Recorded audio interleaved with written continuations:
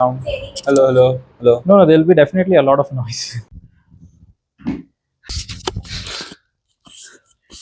1 hour later. You can start. The camera is on. So it was amazing to watch the final rehearsals, and I'm so glad we could watch it. Can you just talk about the genesis of the final rehearsals? Back in 2002, I had quit college and to become like a theater maker full time. And there were not really any plays or auditions that I could go and think I will. So I was, for a couple of weeks and months, it was just sitting at home. And I remember watching a play called Typical TP Kailasam, which uh, Mr. C.R. Simha used to do.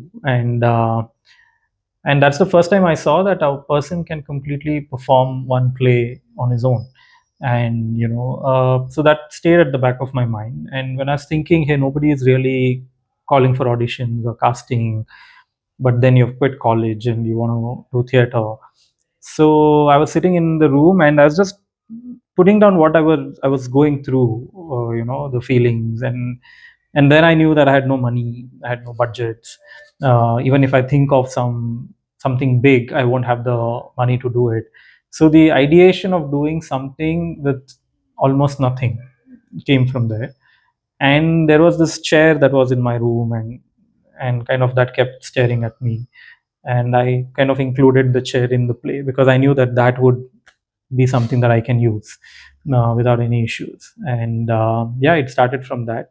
It was a sort of a 1.5 page script, which would just be about 12 to 15 minutes Okay. initially when I started it. And then when people started saying, hey, this looks great or it has potential, it kind of kept on growing with me. So yeah, every year that I've performed or every show that's been done, there is something that adds on to it from how I have also aged over time and life experiences. And if you see the final rehearsal, it's very cinematic. Mhm. The way you've played with lights, shadows, Mhm. and it's just not light; it's the shadow that you Mhm. played with, and sound, right? So, do you think the cinema has influenced the theater? The theater has. No, it's definitely theater influencing cinema because all these lighting design, everything that you see, almost 80% of it was done in 2002 when I had no idea I'd ever get into films. So it was designed that way. I would thank Kwasar from Mumbai, who was the first one to kind of push me to do the play for youth theatre festival called Thespo. And it is in that they had these little ideas that they kept saying, that this one light can create something. But I used to also learn 3D software back then, Okay. very basic 3D software. And in that is where I used biped, the character which is used in animation. Correct. I put it on a platform and you can put lights wherever you want. So I created a little screen, and that's when I started playing with how I would want to light the play up.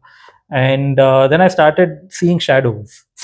So every time I saw an image, hey, so if I put the light here, the shadow, because it literally creates a real world simulation. And I'm talking about 2002.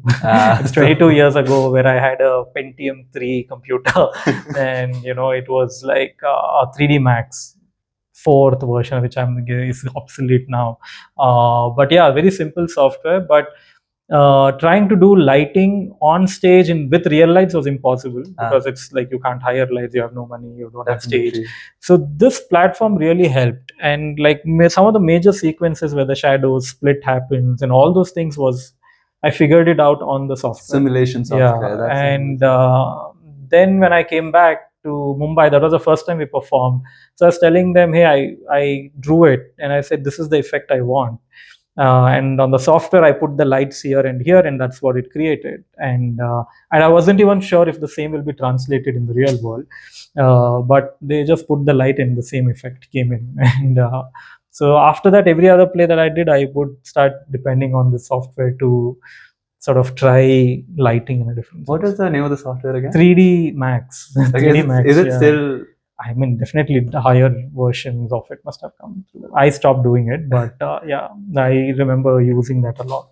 It must be so thrilling to just see what is translated, like what you imagine to be of course, translated, right? Yeah, I still have those JPEGs which I had rendered out when I'd done the yeah.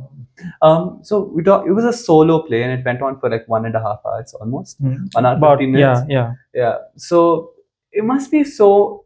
It must take so much skill and conviction to hold your audience. And I feel like you play with the psyche really well. To start with a mediocre act, to kind of satiate once, because when a person is sitting, he's like questioning your artistry, right? So you play with the psyche of a person to gradually increase the level of your performance and all of that, right? So what went into your mind to come up with a solo? No, like I said, it was a need to perform, and the reality that nobody else was casting me. So you have to, and the only thing at that time you wanted to do was be on stage and act.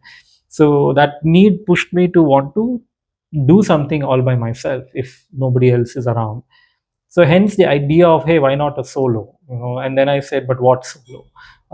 Nothing that I was reading was connecting to me, and then I said, why not write something myself? I was not a writer. I never started being a writer. Then I just put some thoughts down, and then I was thinking somebody else needs to direct this, but again there was nobody. So then you just put, okay, what would I do? So it was basically, there would be a problem and then you find a solution. There'll be a problem, find a solution. So it just went on that way. But as we started to doing more shows, putting up more shows, I started figuring that the play has a way to interact with the audience. The way the audience react can change the way I take the play. So with experience and time, now kind of mastered that part.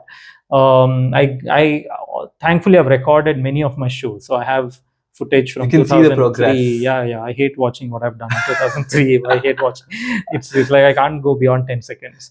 It's so bad. But yeah, so it's 2003 is when I see, and now when I see. So the play was about 40 minutes the first time I performed. With time, with age, it's become longer and longer. Not only because of the content that I kept adding, because I also started realizing how much I can juice out each line. So when you're younger, you don't know that. You're basically doing things much faster. You're doing things in a completely different way. So there are 2-3 sequences which are exactly happening the same way from 2004. And when I see the videos, I can see now that there's more emotion in what I'm doing now rather than what it was back then. Because I didn't have the experience to even show that emotion or even understand what I'd written. And sometimes what I've written is making more sense to me now than it made sense back then. So it just fermented and sat. Yeah, it grows with you. And choice of starting the play, right? You've entered before the audience, and you kind of sit in that emotion. I remember of Stanislavski's theory where he talks about how his professor was just sitting on the stage doing nothing, but with so much gravitas that people just looked at him with so much. He did something with so much conviction. What was the process behind you starting your? I know it just kind of hit me on the first show itself. In fact, I used to not be lying down. Right now, I lie down. I used to be sitting on the chair as though it's a portrait. It's just a freeze frame, So I'd be sitting for 20 minutes in one position like that. So I've spent at least 3 hours of my life sitting like this, putting together all the shows. If I put down the 15-20 minutes of each show together, it's 3-4 hours of my life just gone sitting like this. And I would keep hearing audience sitting, the buzz, and I'd have my eyes closed. So I would not know how many people are there, so I would only hear the footsteps, and then suddenly there'd be no footsteps. So I'm thinking, okay, maybe 10 people are sitting, so maybe, and for 10, and because the first bell, second bell, and third bell have a specific time, even whether 10 people are coming or 300 people are coming, they will ring at that same time. So sometimes there'd be 10 people sitting. I mean, there was one show where there were only 10 people in the audience, and I'm sitting like this. And in fact, the first show at Prithvi Theatre in Mumbai, which is, was a dream to go perform. So I go there, and I'm like the play, I'm just sitting here, and then there's no footsteps. There's nothing that I'm hearing. So I'm sitting, okay, maybe 50 people are there, because of for all the marketing I did, I thought that many. And I opened my eyes and the energy just dropped because there were like 8. And it's an empty theater with me. And imagine 8 people staring at a guy sitting for 15 minutes. So it was a play happening both sides. And that was the longest 1 hour of my life. The longest, wherein now that I've committed to perform, they've committed to watch. You have to finish the play, but it's not going anywhere. It was because there's no energy coming out from there.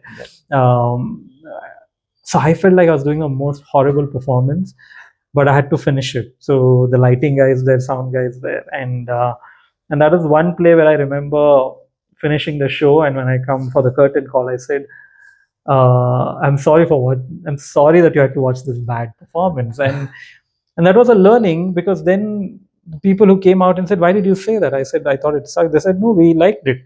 And I said, but I wasn't feeling it. They said, so that's when I learned a new lesson, that sometimes the feedback is not necessarily the what do you call, the appreciation. Not that they have to be constantly smiling, laughing. So they might be 8 people who are liking it, but they're not to express it. So that was something which was an interesting learning, because it's very easy, because since it's real time, performance on stage is real time, we tend to draw energy from the audience. And I know what clicks. Like, there are certain points in the play where I know there is a definite response, and when that doesn't happen, it's very easy to immediately feel like, shit, it's not working. down, So that was a big lesson, because then I said, oh, so then I didn't have to do the rest of the play feeling so sad, because they were hooked on, so they were in a way hooked on to the play. It's just that I underplayed, or I self-sabotaged the performance, overthinking of what was happening.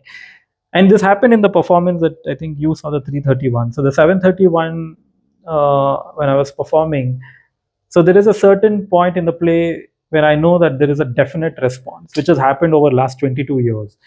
Every time I performed, I know this response comes. So I go, and there was no response. I'm like, damn, in my there's no response at all. Then I add another line, still no response. So my earlier me would have just dropped, like, shit, now an hour of performing to this audience who hates me. But something, I think it's the age and the experience that kind of brings along, where I did not give up at that point. I said, okay, so you want to be a tough audience, and I'll give you more. So, so because I'm also the writer, I keep adding things. In real time, I keep writing new lines, I keep adding things to the play. So I just knew how to get them hooked in the next 2 minutes. And then when I figured, okay, now they are hooked, basically you're throwing these fishing lines on lines, and you're getting hooked. You're getting them hooked to you. So you'll get a sense of it. And once you get that sense, then it's kind of